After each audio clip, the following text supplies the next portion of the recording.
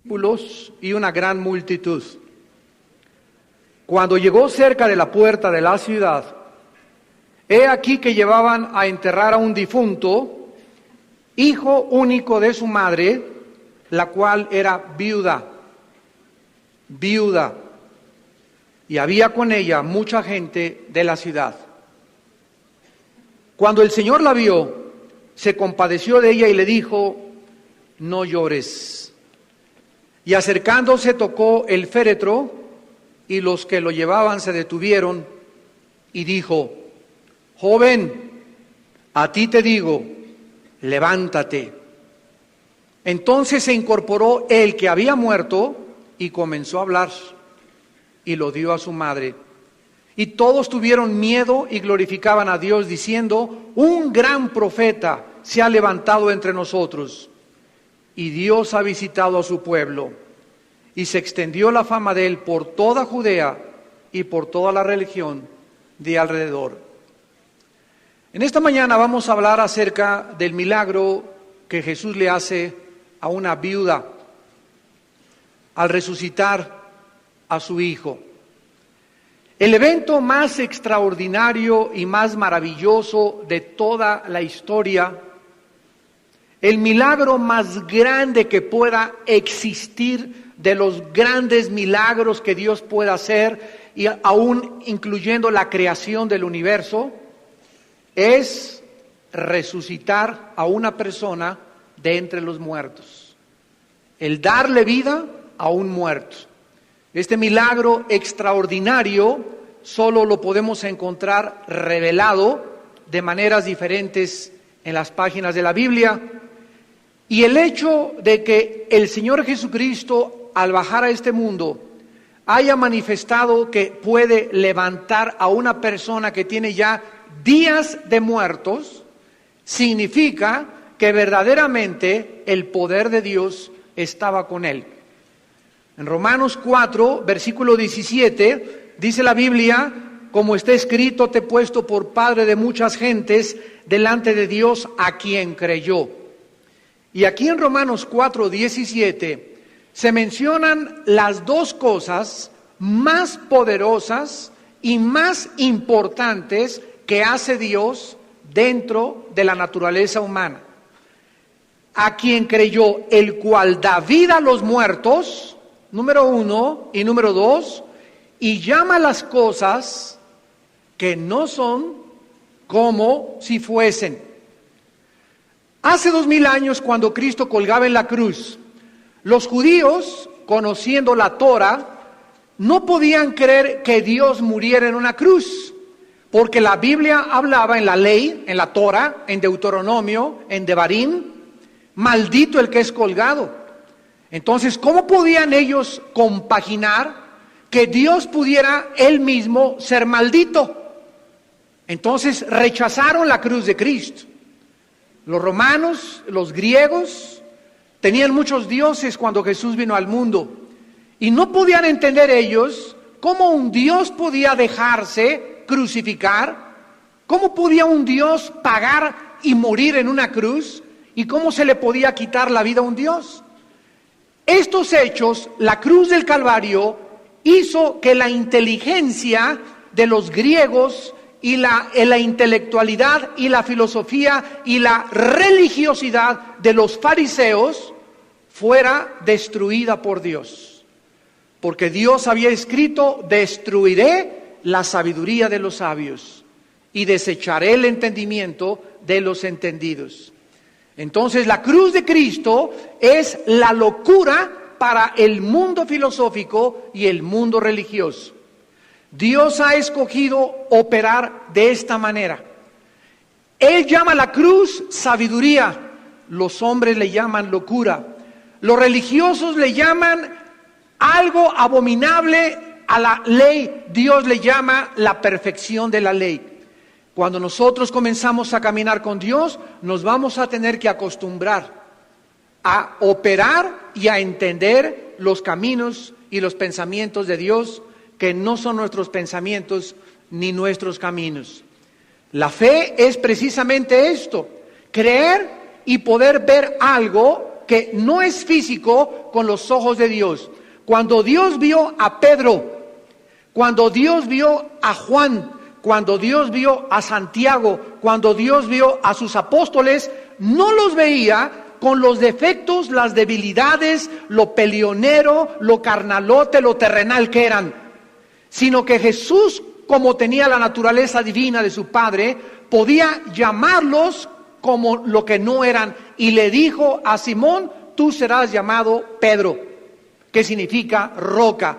Le estaba diciendo a Pedro que no era roca, que era una persona inestable por naturaleza, era de lo más inestable que había, que se convertiría en una roca. Jesús comienza a profetizar y a llamar las cosas que son como si no fuesen, y las que fuesen como si no fueran.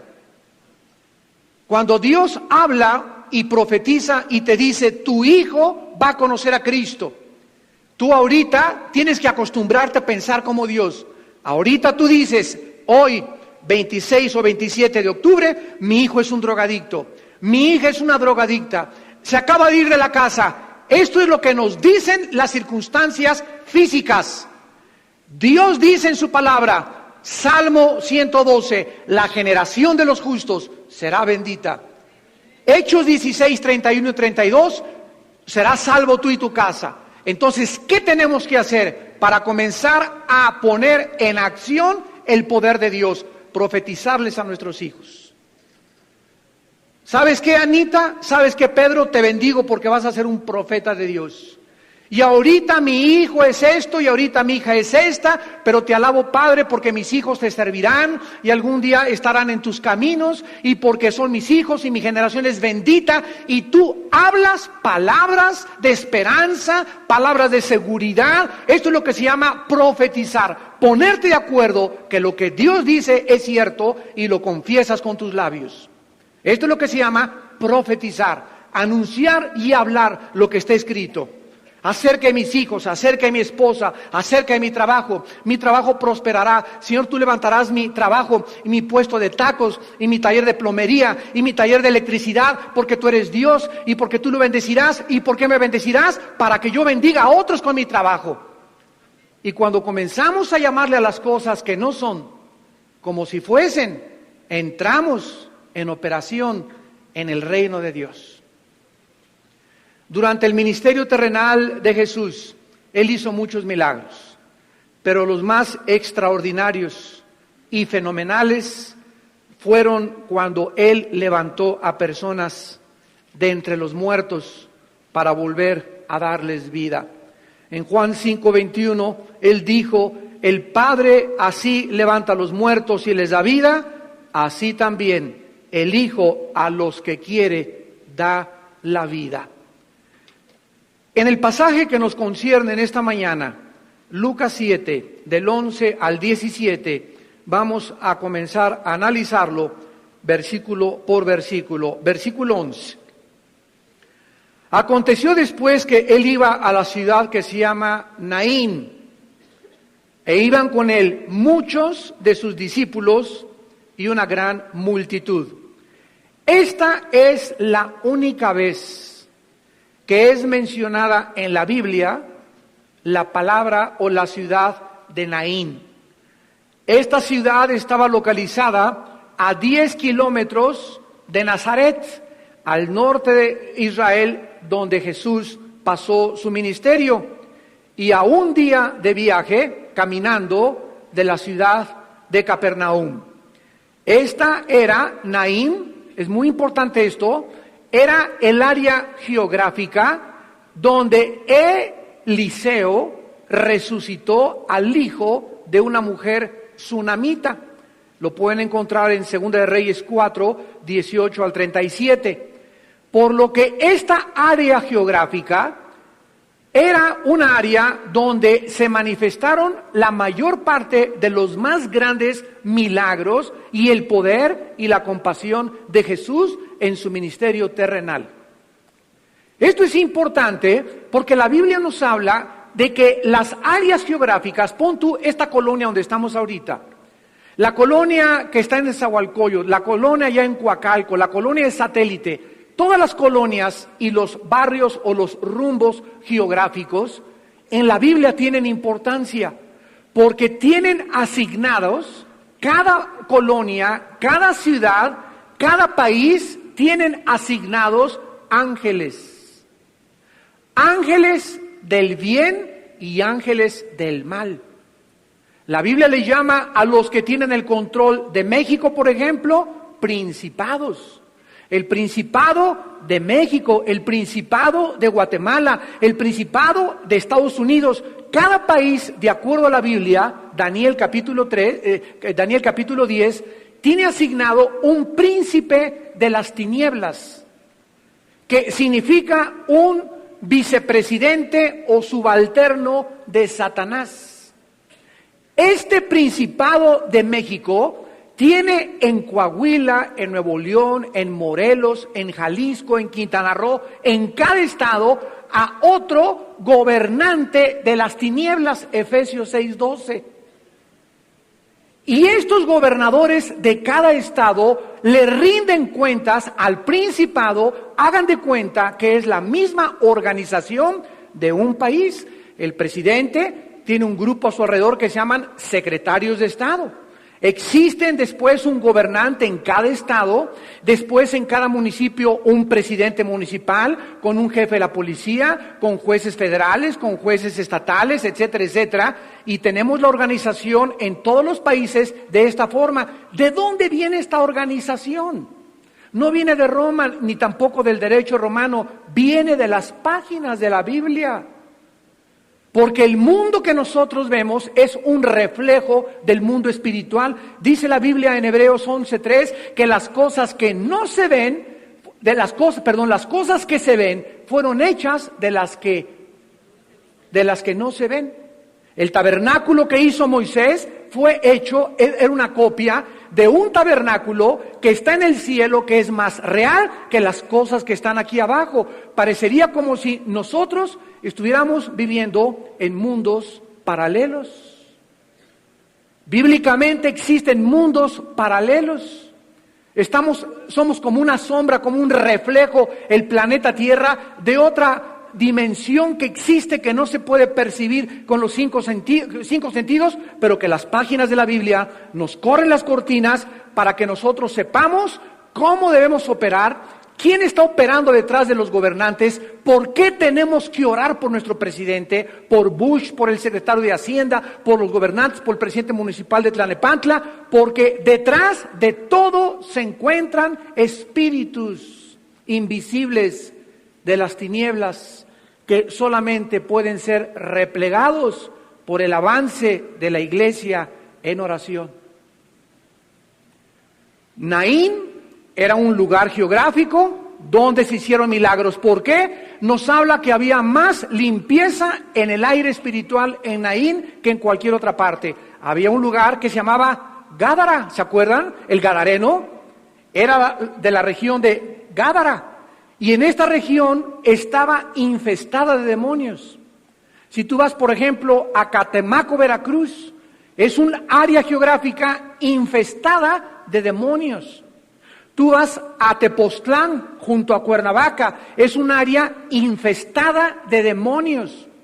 Tú vas a San Francisco, California, es un área infestada, gobernada y controlada por potestades y principados de inmoralidad, de los más poderosos que hay en el mundo. Tú vas a Irak, en Irak se encuentran, Apocalipsis 9, los 4 ángeles más poderosos de Satanás, atados. Están tan poderosos y son tan destructivos. La Biblia no nos dice cuándo fueron atados estos ángeles, pero dice en Apocalipsis 9 que van a ser desatados cuando el anticristo se levante en esa zona entre Irak e Irán, donde estaban los imperios babilónicos y medo-persa de la antigüedad. Entonces es maravilloso cómo la Biblia nos puede decir que tú llegas, por ejemplo, a una casa de tu compadre y sientes opresión, te sientes nervioso, te quieres salir. ¿Por qué? No es por el café que te tomaste, ni por los chochos que traes. Es porque algo en el ambiente, algo en el aire, está tu espíritu, tu hombre interior discerniendo, percibiendo. Y esto es algo a lo cual tenemos cada día que sensibilizarnos más y más. Poder llegar hacia lugares donde sentimos la opresión. Por ejemplo, ahora en agosto mi esposa y yo llegamos a San Francisco. Llegamos a San Francisco, California, eran como las 6 de la tarde cuando llegamos manejando. Y nos bajamos del carro para buscar un hotel por ahí cerca, y en cuanto abrimos las puertas del carro, sentimos una opresión que nunca habíamos sentido en ninguna otra ciudad.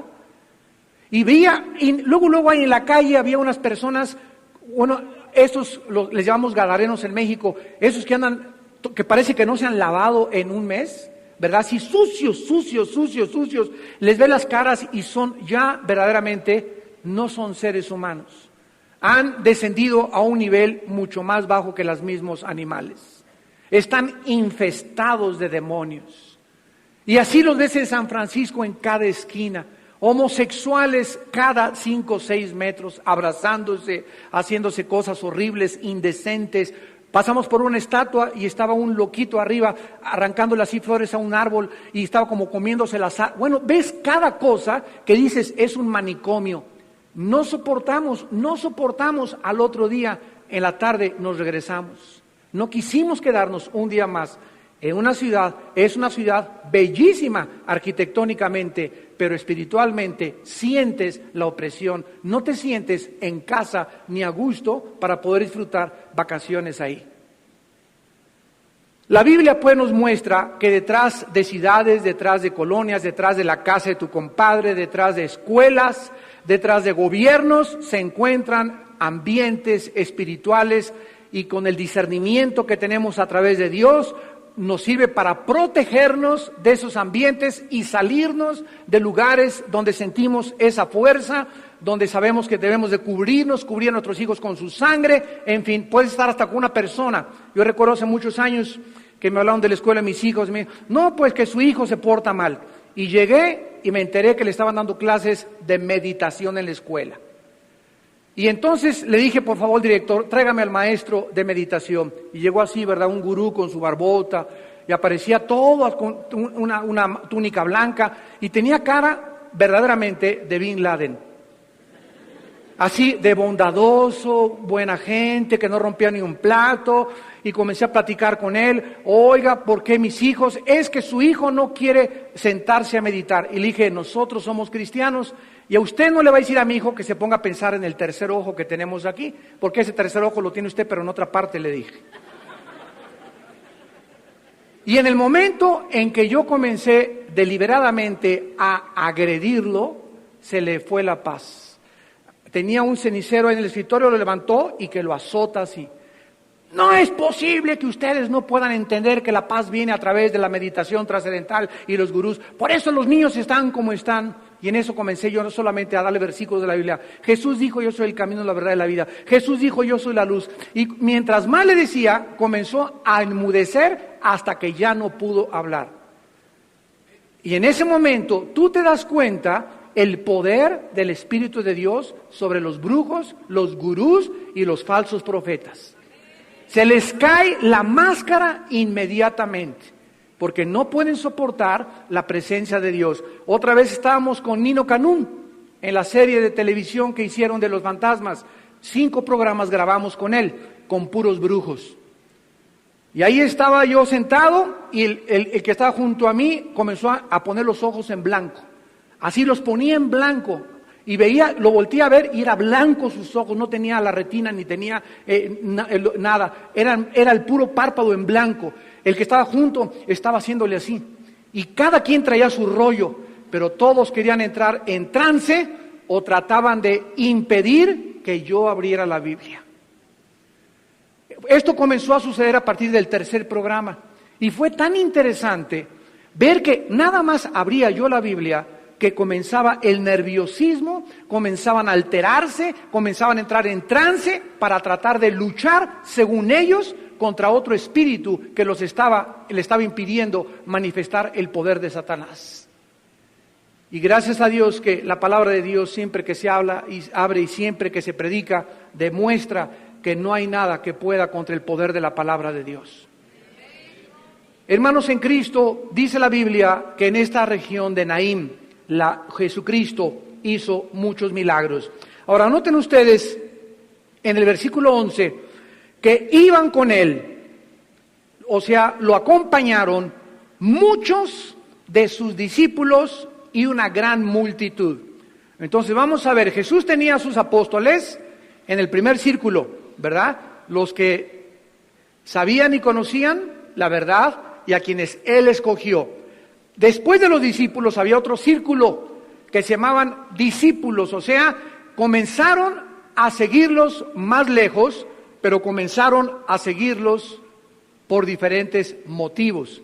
La palabra matetus, que se tradujo discípulo, significa simplemente el que sigue a otro para aprender.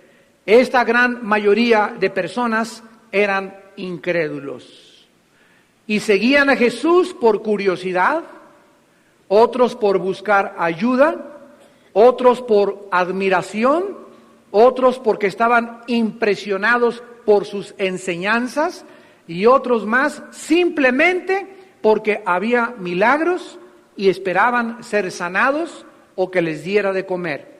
Veamos esta verdad en el capítulo 2 de Juan. Evangelio de Juan, capítulo 2, versículo 23 al 25. Dice Juan 2, 23 al 25, estando en Jerusalén, en la fiesta de la Pascua, muchos creyeron en su nombre viendo. Pueden subrayar si quieren, creyeron y viendo. Creyeron viendo las señales que hacía. Cualquier persona que lea hasta aquí concluiría que fueron salvos, ¿correcto? ¿Ven ustedes lo peligroso de sacar una doctrina de un versículo, de un solamente texto, sin ver el contexto, haciendo un pretexto? Cuando tú sacas así un versículo y haces una doctrina basado en eso, sin ver lo demás, lo que anticipa y lo que sigue, entonces haces una secta.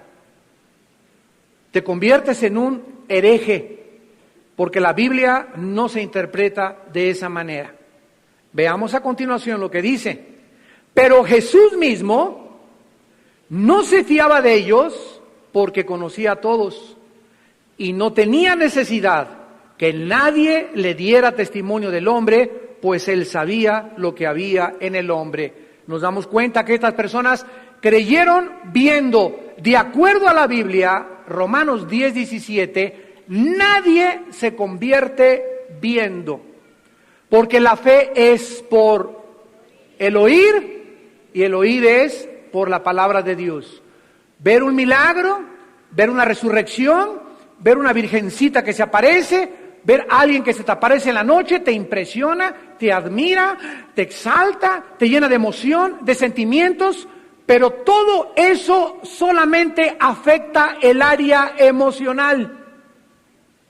Para que pueda ser afectada el área espiritual, necesita ser predicada la palabra de Dios, porque la palabra de Dios es vida y es espíritu, y es la palabra de Dios la que hace renacer o hacerme nacer de nuevo mi espíritu.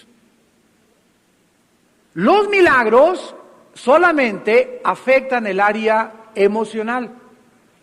Y esa persona solamente va a ser afectada 3, 4, 5 días, una semana emocionalmente, por la admiración, pero no transforman tu vida interior.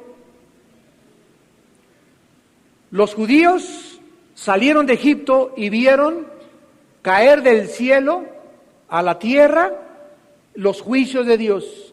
Vieron el río Nilo cómo se convirtió en sangre. Vieron caer plagas de piojos controladas por Dios. Vieron que cuando Moisés puso la vara en el cielo, se hicieron tinieblas. No solamente se admiraron y vieron las maravillas más grandes de Dios, sino que fueron sacados de Egipto y enfrentaron un mar que se dividió en dos por el poder de Dios, pasaron por en medio, sus enemigos fueron atrapados cuando acabaron de pasar, y sin embargo, al pasar al otro lado, siguieron murmurando y rebelándose contra Dios, y se quedaron muertos en el desierto y vagando 40 años. Los milagros no fueron dados por Dios, de acuerdo a la Biblia, para convertir a nadie. Los milagros Jesús los hizo para que pudieran quedarse sin evidencias, sin excusas de que realmente solo Jesús era el Mesías. Cuando Nicodemo, en capítulo 3 de San Juan, visitó a Cristo, le dijo a Cristo: nadie hace estas. O sea, las señales que Jesús hacía, nadie las había hecho antes. Antes había habido resurrecciones y había otras cosas, pero nadie le había dado a un sordo el oído. ¿Por qué? Porque a una persona sorda, ¿cómo le puedes hablar si no te escucha? Pero Jesús hizo milagros como a los sordos hacerlos hablar, y después levantó a Lázaro entre los muertos para demostrar que Él era el Mesías. Demostraban su mesianidad, nada más, pero no era con el propósito de que se convirtieran. Por eso es tan peligroso que un cristiano ande buscando ver milagros. Si hay milagros, gloria a Dios. Aquí cada domingo hay milagros, porque cada domingo hay gente que viene a Cristo, y borrachos se convierten en personas sobrias, hombres adúlteros aman a su esposa, mujeres que habían abandonado a su esposo regresan con su esposo, niños que habían rebelado contra sus padres se someten a sus padres. El cambio de la personalidad humana es el milagro más grande que Dios nos pueda dar testimonio. En el versículo 12 y 13, regresamos a Lucas capítulo 7, dice la Biblia que llegó cerca de la puerta de la ciudad. Y he aquí que llevaban a enterrar a un difunto, hijo único de su madre, la cual era viuda, y había con ella mucha gente de la ciudad. Y cuando el Señor la vio, se compadeció de ella y le dijo: no llores. La gran compasión de Jesús la podemos ver en estos dos versículos en 4 puntos. El primero, Jesús es tocado, es impresionado, Jesús ve la muerte y Jesús llora, se conmueve ante la muerte. ¿Por qué Jesús, cuando Lázaro iba a ser enterrado, Lázaro 11:35, el versículo más chico de toda la Biblia, Jesús lloró? ¿Por qué lloró? Cuando nosotros lloramos por un muerto es porque ya no lo vamos a volver a ver, porque somos separados de esa persona a quien amábamos, y porque sabemos que ya no podemos jamás ni darle la vida, ni Él venir a nosotros, sino algún día reencontrarnos con Él en la otra vida. Pero Jesucristo no era movido en sus lágrimas, en su compasión y en su misericordia de la misma forma en la que nosotros somos movidos. Jesús lloró principalmente por el hecho de que esta es la razón por la cual Él vino al ser humano. ¿Por qué bajó del cielo Jesucristo aquí a la tierra? Para librarnos de eso que nos desgarra el corazón cuando se muere un hijo, cuando se muere un padre, cuando se muere un pariente, porque este hecho de separarnos no era el propósito original de Dios. Dios no nos creó para que muriéramos. Dice Romanos 5:12, así como el pecado entró al mundo por un hombre y por el pecado entró la muerte, así la muerte pasó a todos los hombres por cuanto todos pecamos. Hace algunos años, el entrevistador de la televisión, Jacobo Zabludowski, pasó 12 programas buscando la respuesta, quién se la pudiera dar, por qué morimos. Trajo astrólogos, trajo a todos, nunca invitó a un cristiano, desgraciadamente. Nadie jamás llegó con la Biblia, porque la Biblia es el único libro que da la respuesta, ¿por qué tenemos que morir? y hablaron puras filosofías, puras especulaciones, pero la Biblia nos muestra que la muerte es el resultado del pecado humano en el planeta Tierra. Es el resultado de la separación del hombre, de la independencia del hombre de su Creador, de la autoindependencia y la rebelión del ser humano de querer gobernar su vida sin la ayuda de su Creador, de su sustentador y de su juez. Esta es la razón por la cual tenemos que morir. Hebreos 9:27. Está establecido que muramos y después de la muerte nos enfrentaremos al juicio. Vemos pues que Jesucristo, en segundo lugar, es tocado no solamente por la muerte, sino por el corazón quebrantado de una viuda. Pero miren qué viuda tan especial. Esta mujer viuda, dice la Biblia que era una viuda y con ella mucha gente. Era una viuda que tenía ya bastantes años avanzados, lo sabemos por la edad del hijo, lo vamos a ver, y este era su único hijo, un hijo ya maduro, que acababa de morir, por lo que ella se quedaba, aparte de que había perdido a su esposo, ahora se quedaría sola en el mundo. Lo más probable es que este hijo mayor era el que la sostenía. Este mundo, como el de entonces, era un mundo cruel, era un mundo duro, sobre todo para las viudas de edad avanzada que tenían para sobrevivir. Esta mujer se iba a quedar sola, sin nadie que la acompañara, ni la sostuviera económicamente, quebrantada de corazón y llena de dolor y de desesperanza. Cuando Jesús vio este cuadro, cuando Él pudo penetrar en el corazón de esa viuda, Él se llenó de compasión en su corazón. ¿Qué es la compasión? Esto es lo más importante en esta mañana. Dice la Biblia, hay en ustedes este sentir que hubo en Cristo Jesús. La compasión es poder tener la capacidad, junto con la sensibilidad, de entrar a una iglesia, entrar a la casa de familiares o ir a cualquier lugar y tener la sensibilidad de detectar el dolor en las caras y en las personas que vemos. Lo contrario a esto es la insensibilidad. ¿Cuántos de ustedes vienen aquí a la iglesia, para no ir tan lejos, que es un hospital, y tal vez ahí a tu derecha, a tu izquierda, atrás o enfrente de ti, viste a una señora con el rostro acongojado, tal vez se la moqueteó su esposo hoy en la mañana, tal vez anoche supo que no llegó su hijo, no sabemos, pero podemos sensibilizarnos al ver las caras de la gente. Y en ese momento, en nosotros se enciende, se pone en acción lo que se llama la misericordia de Dios. Y nos lleva a poner su mano sobre esa persona. Yo no la conozco, no me interesa conocerla, pero la agarro a la señora, o a ese muchacho, o a esa señora, o a ese señor, y le dices, ¿puedo ayudarlo en algo? Veo, señora, te veo jovencita, medio frustrada, ¿puedo orar por ti? ¿Puedes abrirme tu corazón para que yo te pueda dar un consejo?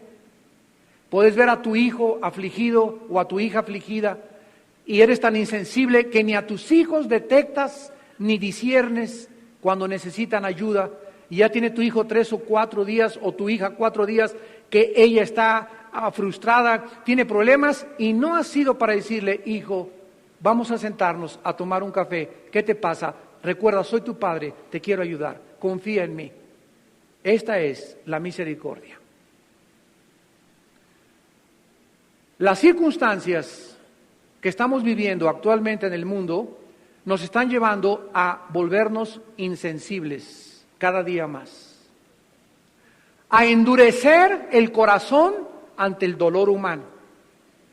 Cristo dice en Mateo 24, por haberse multiplicado la maldad, el amor se enfriará.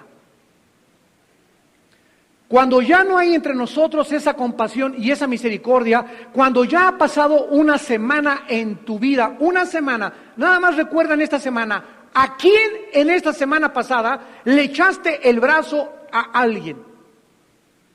¿A quién abrazaste? ¿A quién te ofreciste? Le dijiste, te puedo ayudar, puedo orar por ti. ¿A quién?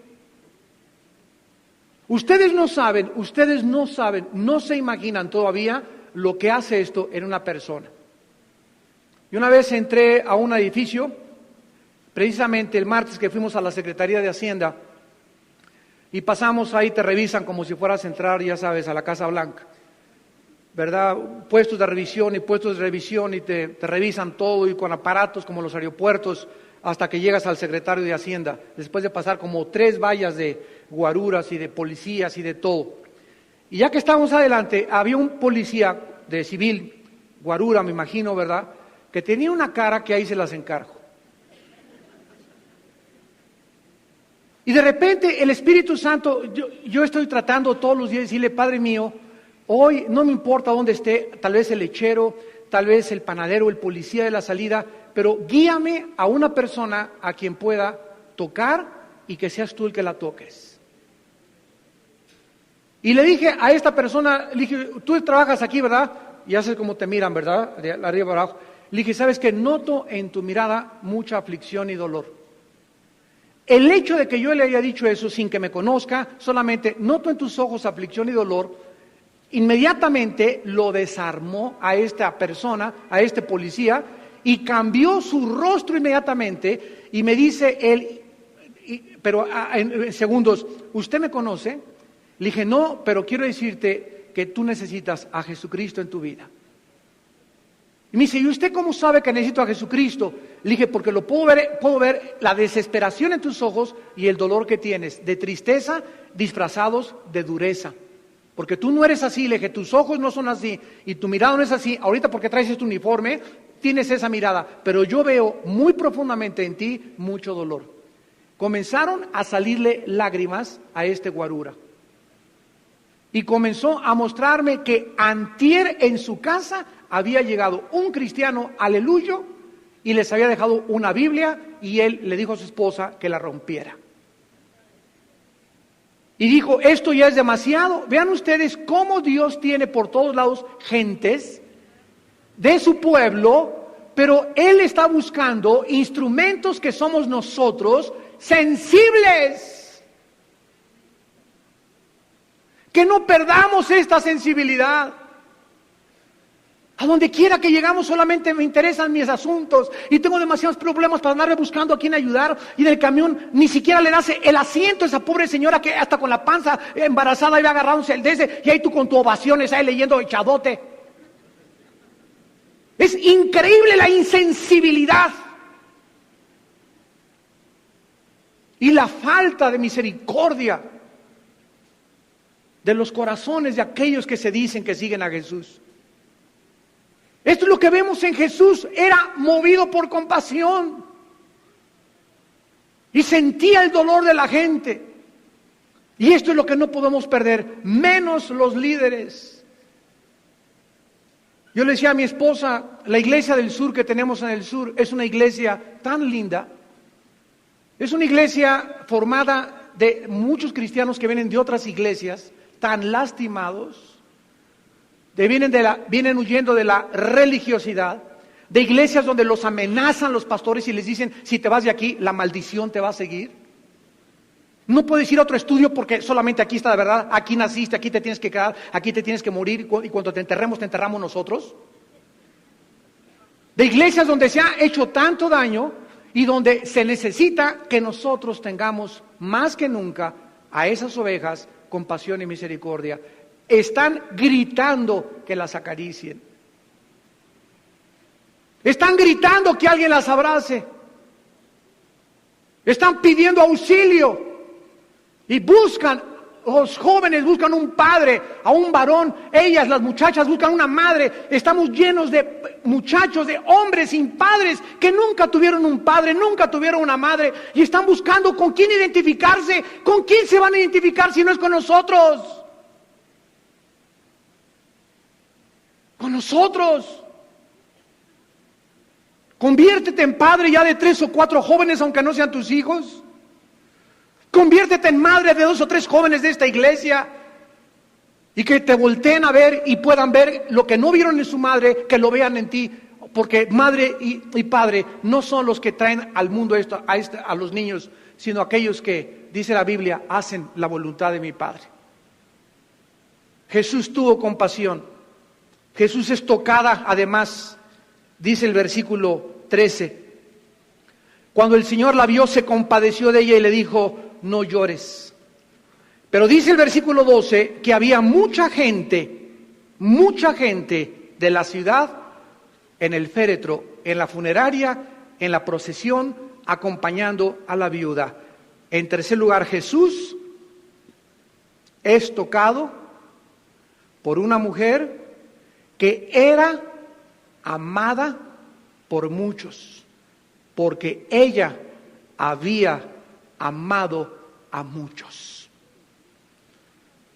Esto implica que era una mujer que se preocupó, que vivía preocupada y cuidaba y amaba a la gente, por lo que mucha gente también, cuando llegó su mayor tiempo de necesidad, cuando comiencen a azotar vientos sobre nuestra casa, cuando perdamos a un ser querido, cuando caigamos en la bancarrota, en esos tiempos es cuando más vamos a necesitar a nuestros amigos.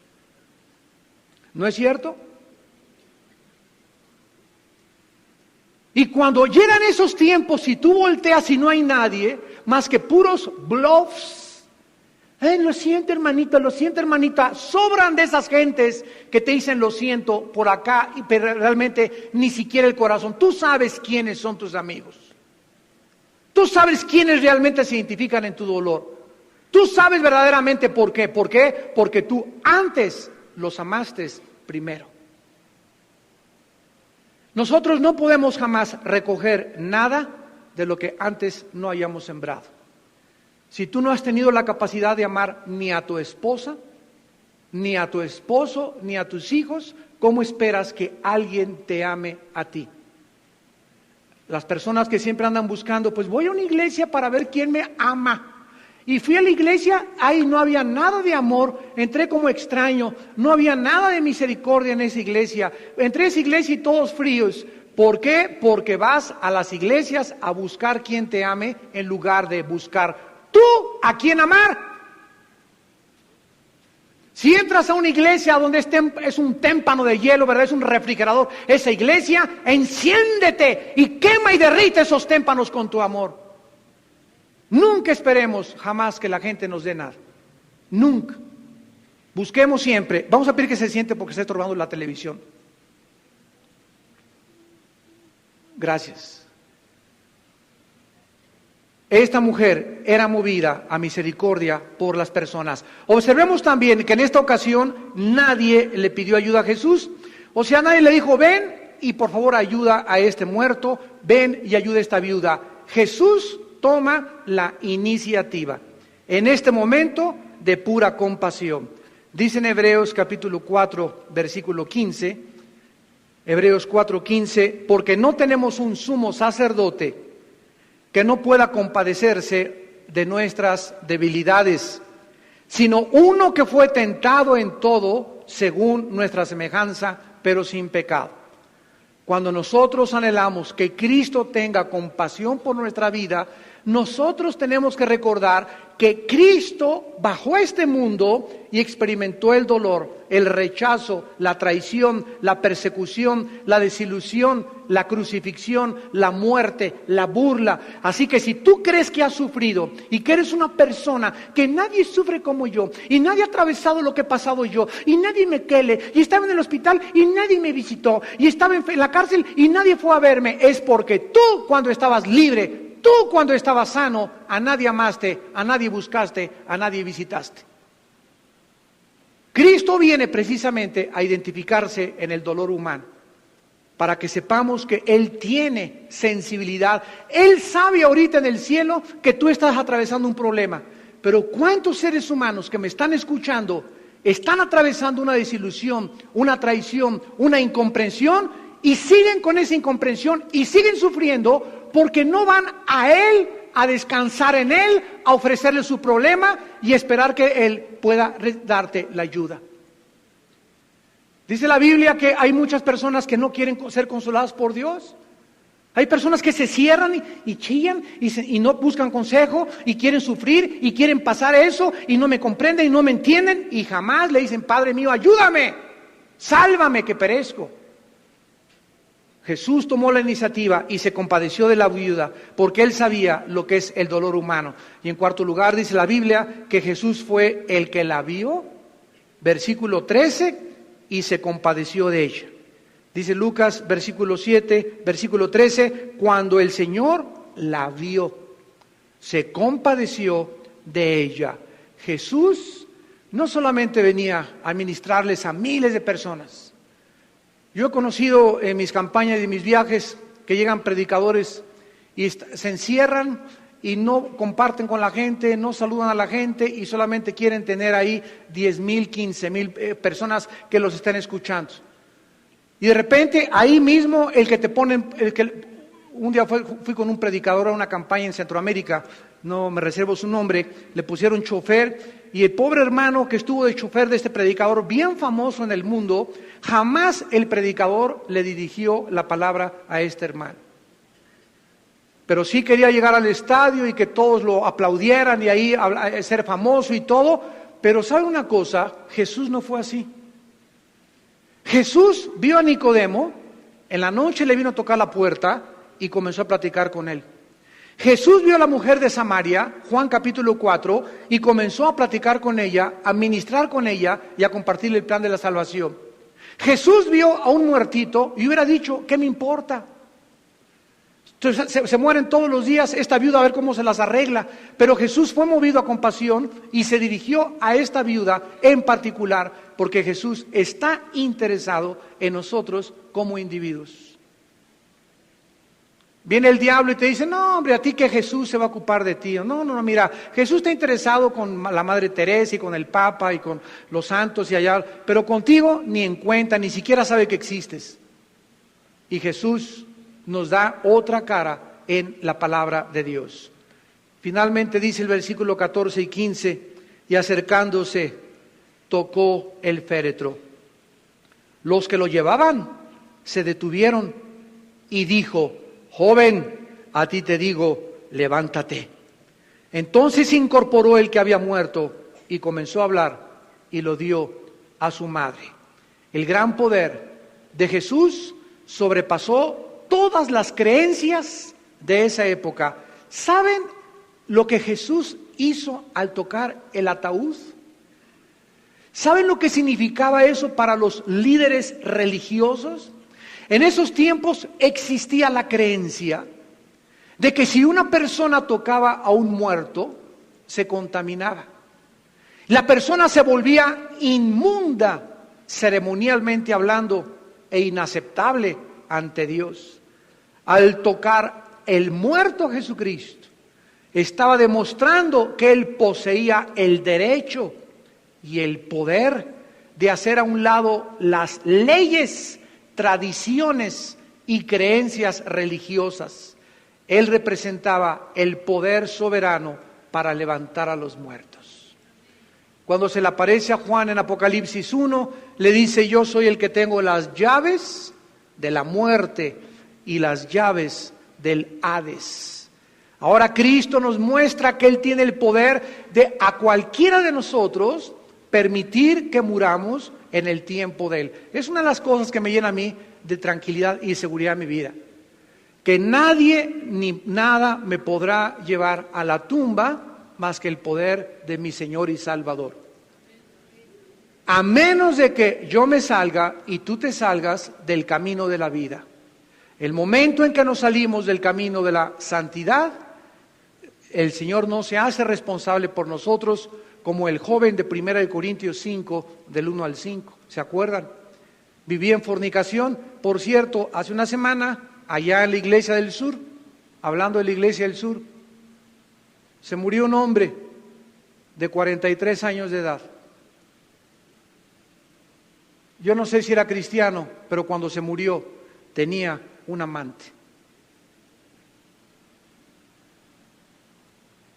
Qué vergüenza para la familia. A los 43 años, la semana pasada, asistió con nosotros al sur como 7, 8 meses. Dice su esposa que de repente no pudo respirar. A los 43 años cayó muerto de un ataque al corazón. Qué increíble que podamos creer que nos vamos a burlar de Dios. ¿A cuántos de ustedes Dios les está hablando en esta mañana por última vez? Si ese hombre hubiera sabido que esa tarde hubiera muerto y que Dios le habló del adulterio y le habló del pecado, no amanecería mañana en el infierno. ¿Por qué? Porque Dios tiene misericordia cuando andamos en sus caminos. Pero cuando nos salimos del camino de Dios, ya Dios no se hace responsable y el diablo tiene el derecho legal de atacar tu vida físicamente.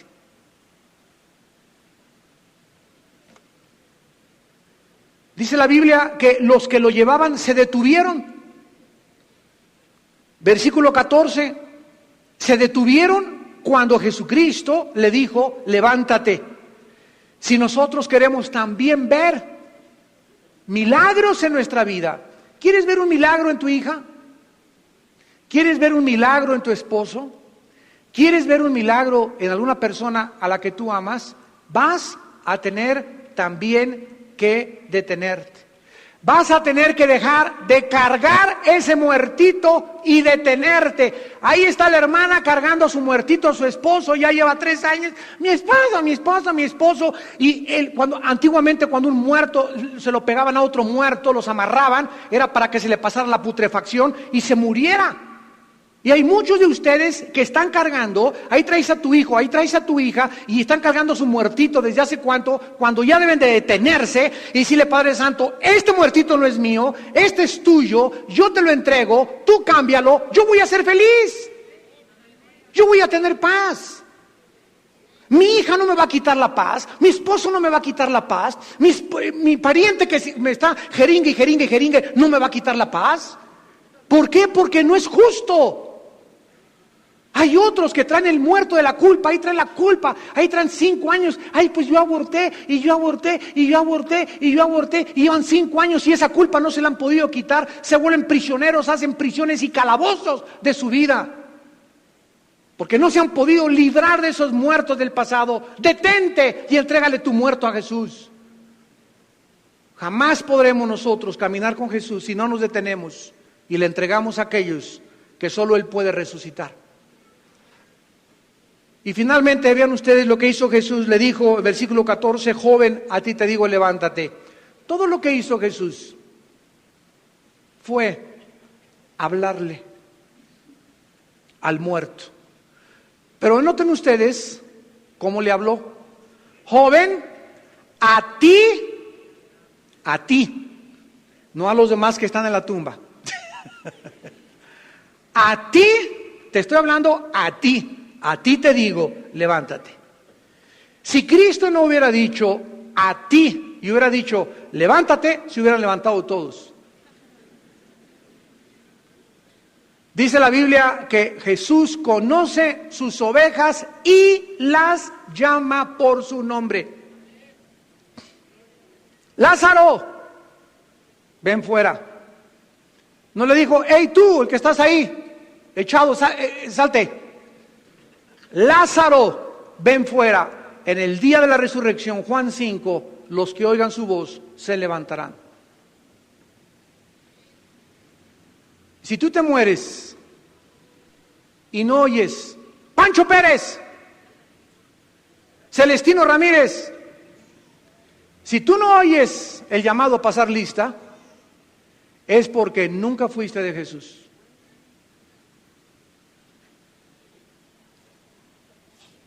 Si en esta vida Él te dijo, Pancho Pérez, y tú, Celestino Ramírez, deja ese amante, ya no me robes en tus diezmos, ama a tu esposa. Si en la vida no oíste la voz de Jesús, no lo vas a oír en la hora de la muerte. Él levantará a los que en la vida le oyeron. Joven, a ti te digo, levántate. Y el muchacho se levantó, porque él es la persona que tiene el poder sobre los muertos. En Juan capítulo 5, versículo 24 en adelante, Jesús dijo estas palabras: de cierto les digo, el que oye mi palabra y cree al que me envió, tiene vida eterna, y no vendrá a condenación, mas ha pasado de muerte a vida. De cierto les digo, viene la hora y ahora es, cuando los muertos oirán la voz del Hijo de Dios. Y los que la oyeren, ahí está, no todos la van a oír, porque cuando estaban vivos nunca la quisieron reconocer. Él dijo, mis ovejas oyen mi voz, Juan 10, y me siguen. ¿Lo sigues? ¿Sigues a Jesús en el camino de misericordia? ¿Sigues a Jesús en el camino de la paz? ¿Sigues a Jesús en el camino de la santidad? ¿A dónde nos lleva a seguir a Jesús? Vean ustedes, ¿a dónde nos lleva a seguir a Jesús? ¿Dónde acabó Jesús? A todos nos lleva por el mismo camino y todos acabamos en el Calvario. Todos tenemos que llegar al monte Calvario. Con Cristo estoy juntamente crucificado, Gálatas 2:20, y ya no vivo yo, hasta que lleguemos a la muerte de nuestro ego y comencemos a vivir con compasión por la gente, interesados por la gente, interesados por los santos, amando la obra de Dios. No es cierto que estás muerto a tu ego. No has llegado ni siquiera a Poncio Pilatos. Porque llega un momento en que estamos enfrente de la familia y ahí está Barrabás y aquí estamos nosotros. Y en ese momento la gente le dan a escoger entre Barrabás y tú. Y la gente te va a traicionar y me va a traicionar. Te vas a desilusionar de tu novio, de tu novia, de tu esposo, de tu esposa. Y es el momento que nos prepara para ir a la cruz. De ahí, de Poncio Pilatos, comenzamos a cargar la cruz y llegamos a donde vamos a sentir mucho dolor. Donde vamos a morir a nosotros mismos. Donde Dios nos va a hacer así como nos va a aplastar como el polvo. Y ahí es después de que estamos muertos y que Dios nos ha aplastado, cuando comenzamos a experimentar la resurrección. Y hay cristianos que viven resucitados, una vida nueva. Son nuevas criaturas, verdaderamente en la experiencia, en la posición y en la práctica. Y Dios quiere en esta mañana que tú puedas seguir los pasos de Jesús y vivir alrededor de un mundo donde la gente no conoce la compasión ni la misericordia. Oremos.